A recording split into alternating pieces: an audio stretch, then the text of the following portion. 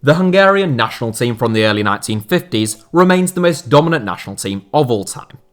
In the space of almost half a decade, the team lost just one match, in infamously bizarre circumstances, against West Germany in the 1954 World Cup final. A match which is commonly referred to as the Miracle of Bern, such was the shock from football fans worldwide at the final result. And yet, for all of Hungary's stars, from Puskás to Hidegkuti, there were some who felt that as Gustav Sebz's side were beaten in the pouring Swiss rain, Hungary's best player was busy representing Spain instead. László Kubala was Hungarian by birth, born in the nation's capital city of Budapest, but the forward himself was of mixed heritage. His father was part of Hungary's minority Slovak community, meanwhile his mother was of Polish, Slovak and Hungarian descent. Kubala described himself as a cosmopolitan, and throughout his life he had a disdain for borders. Before I begin the story of László Kubala and his all-conquering team of refugees, I just wanted to give you a heads up that, as with a few of my historical documentary videos, there are very few relevant images in the Getty Images database. So feel free to treat this video more as a podcast than as a normal YouTube video that I'll try to provide some degree of visual stimulus. As ever, if you do enjoy these types of videos, please do like and subscribe, that way I can make more of them. Thank you. Whilst no one has a God-given right to make it in football, László Kubala appeared to have been born with a ball at his feet. From a very early age, his talents were immediately obvious to anyone who witnessed him in action. It was Kubala's ability on the ball that really stamped him out during his early years, and by the age of 11, he was already bewildering coaches, opponents and spectators by humiliating players 4 or 5 years his senior through his skill on the ball and supreme self-confidence. His surefire route to stardom was briefly threatened by World War II as Hungarian regent Miklos Horthy allied the country with the Axis powers, and it wasn't until 1945 that Soviet troops were able to steamroll into the country and push the Germans out. Despite sustaining heavy losses on the Eastern Front, football carried on as best as it could throughout this time, and it was in the penultimate year of the war that a 17-year-old Kubala made his debut. Kubala was playing for Gans, a factory team from Budapest who competed in the third tier of Hungarian football, but it took fewer than 10 appearances for him to catch the eye of top-flight side Ferencváros. Hungary's most successful football club, Ferencváros, are a team that have long been famed for their forwards. Hungarian legend György Sarosi was just winding down his career when Kubala arrived, having scored 421 goals in 450 games for the club. Meanwhile, Ferenc Dík arrived shortly after Kubala departed and went on to score 200 goals in 140 games for the club across 4 short but spectacular seasons. When Kubala joined Ferencváros at the age of 18, there was already a centre-forward 2 years younger than him that had made waves in the club's youth ranks on their books. His name was Sándor Kocsis, and in addition to scoring 70 goals in 84 games for Ferencváros before he had even turned 21, Kocsis went on to become one of the most prolific international goal scorers of all time and the most prolific scorer in the history of the FIFA World Cup, in terms of players who have made more than one World Cup appearance. Despite Kubala and Kocsis having a great deal in common as 2 supremely talented young Hungarian forwards at Ferencváros, they also had many differences, both on and off the pitch. Kocsis was a cold-blooded goalscorer with a sixth sense for sniffing out chances and an aerial ability that is almost unrivaled in the entire history of the sport. He was also a fairly quiet character who focused on his football and went about his business with very little fanfare, rarely seeking the spotlight or making headlines for anything other than his goal-scoring prowess. Meanwhile, Kubala was a maverick and a magician who was joyous to watch and could send defenders one way and then the other in his sleep. He was the best player in every team that he had graced from the age of 17, and he knew it. He revelled in the role of stardom, he ensured that supporters would have left short-changed, and after thrilling thousands of delighted fans, he would party hard long into the night. Famed for his late nights, heavy drinking, and womanizing, it was a story of shots by day, and indeed shots by night, with László Kubala, and as you shall discover, he wasn't one to be shackled or restrained. Before turning professional, Kubala had actually trained as a boxer. He wasn't the tallest, standing at around 5'9", but he was incredibly muscular and powerful. Real Madrid legend Alfredo Di Stefano once said of Kubala that you couldn't knock him over with a cannonball. Combine that strength with Kubala's natural talent and technique on the ball, and you had the perfect blend of power and precision. He wasn't supremely quick, but his powers of creativity were almost as impressive as his knack for scoring goals. He was near enough impossible to dispossess, and he made the impossible seem borderline routine. It would be caricaturing two of the finest footballers of a generation to call Kubala a magician and Kocsis a machine, but you get the idea. In 2 seasons with Ferencváros, Kubala scored 27 goals in 49 games. Sándor Kocsis broke into the first team only months before Kubala departed. Though World War II had ended by 1946, Hungary still had mandatory military service.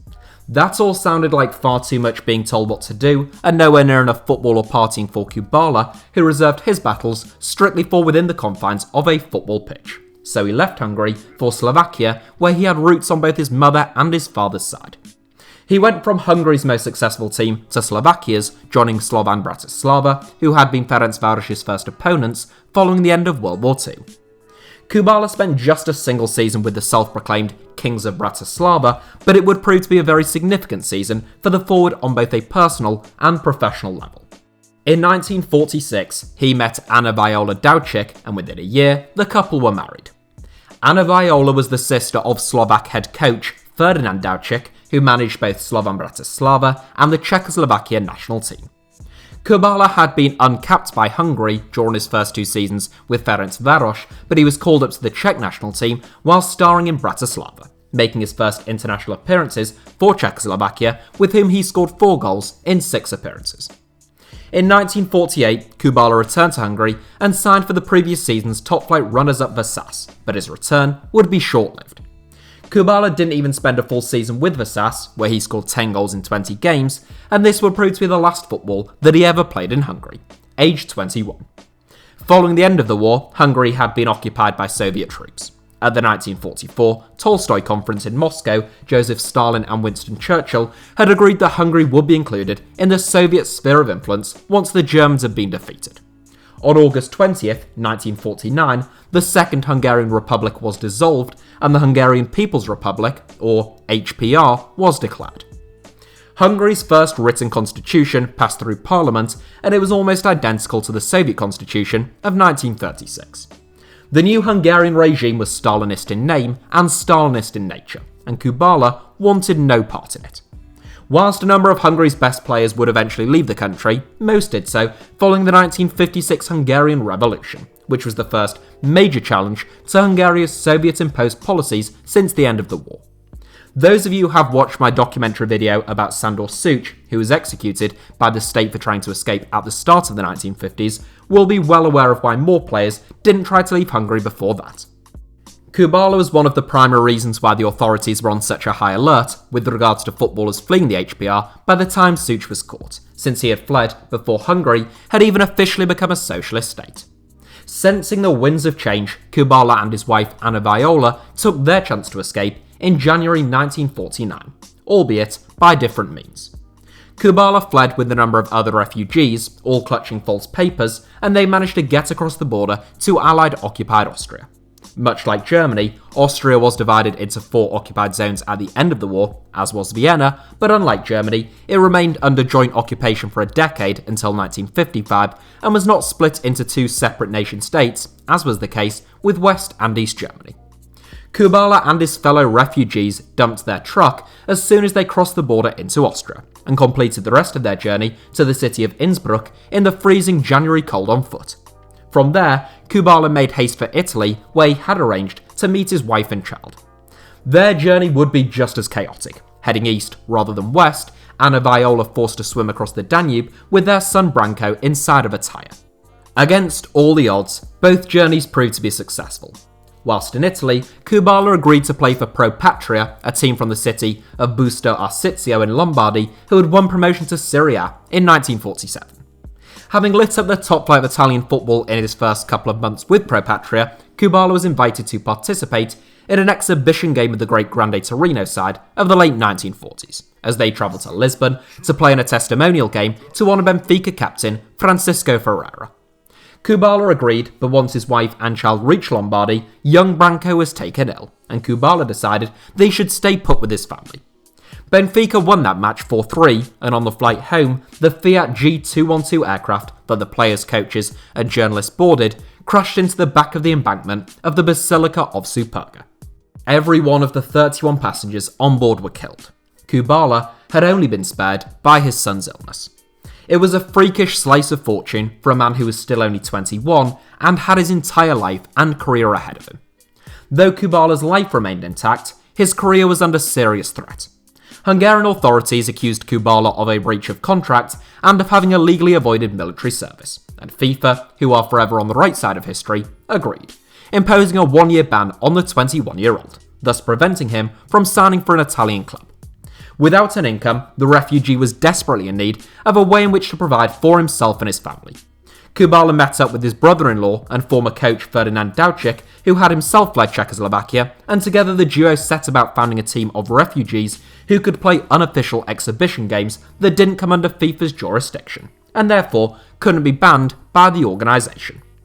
The team was called Hungaria, and at the start of the 1950s, they went on a tour of Spain.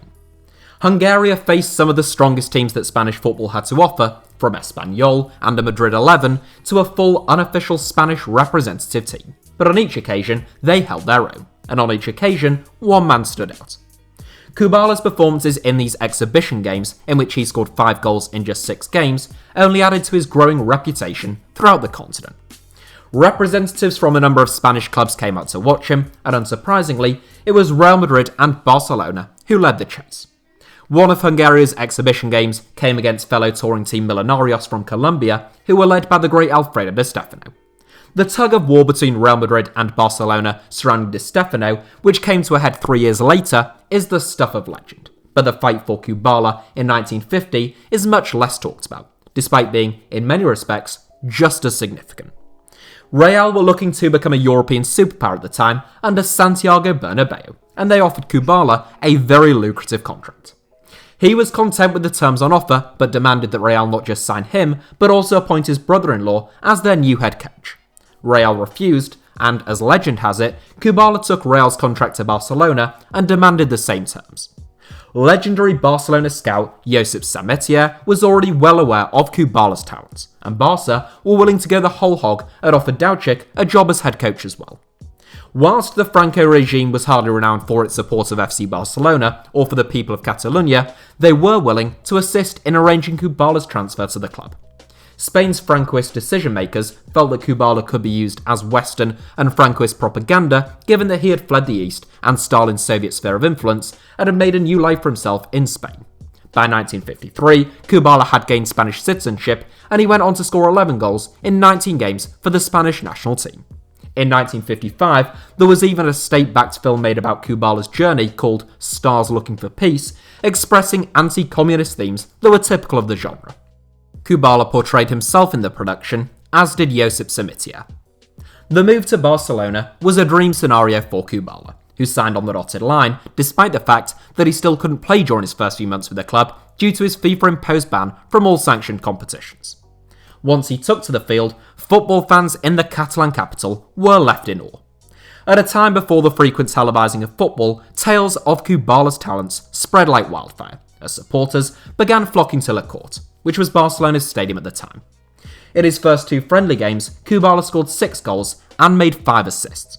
Barcelona knew they had a star on their hands.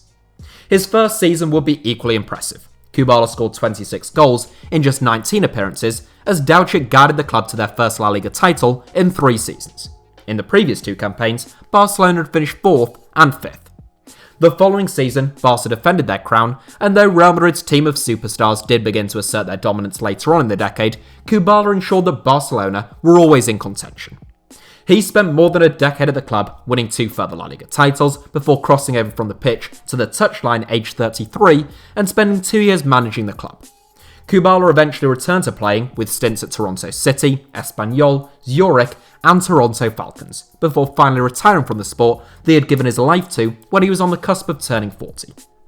Kubala's legacy in Barcelona is enormous. In 1999, he was voted by supporters as the club's greatest player of all time, ahead of the likes of Hristo Stoichkov, Johan Cruyff, Diego Maradona and Romario. He may now have lost that title to Lionel Messi, but he remains a pivotal figure in the history of FC Barcelona. Without him, and especially if he had signed for Real Madrid in 1950, Barcelona would have had a lost decade, and the fight for supremacy within the Spanish game might have been all but lost. It is impossible to know whether Barcelona would have recovered from a barren spell as severe as that, and whether Real would subsequently have become untouchable. Thankfully, that wasn't the case. Kubala's stardom was such that he forced Barcelona to build the Camp Nou, since their old ground Le Court simply couldn't accommodate the football madfolk of Catalonia who flocked from all around to see him. In so many respects, Kubala is the man who built modern-day Barcelona, and up until 2019, when a statue was erected of Johan Cruyff, he was the only man to have been immortalised outside of the ground that without him may never have been built. László's son Branko, whose illness had saved his father's life, went on to become a professional footballer himself. He became Espanyol's youngest player of all time at the age of 16, but his career sadly petered out a little and he retired at the age of 24.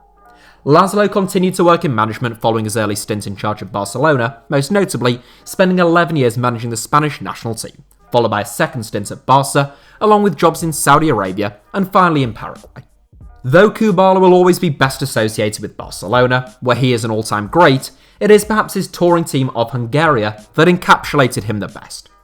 A wanderer and a maverick who delighted spectators and drinking partners in equal measure, who fled one dictator only to find himself being used as the tool of another, who danced with death and with defenders, and who shaped the landscape of an entire region through the magic in his feet.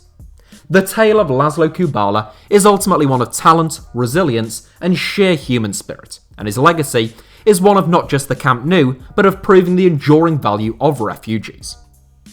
That is it for today's video, but thank you all as ever for watching. Give us a like if you enjoyed the video, let me know your thoughts down below in the comments, and make sure to subscribe and turn on notifications for HITC Sevens. You can also find me on Twitter or Instagram, or both, via the username @HITC Sevens on both platforms should you wish to do so.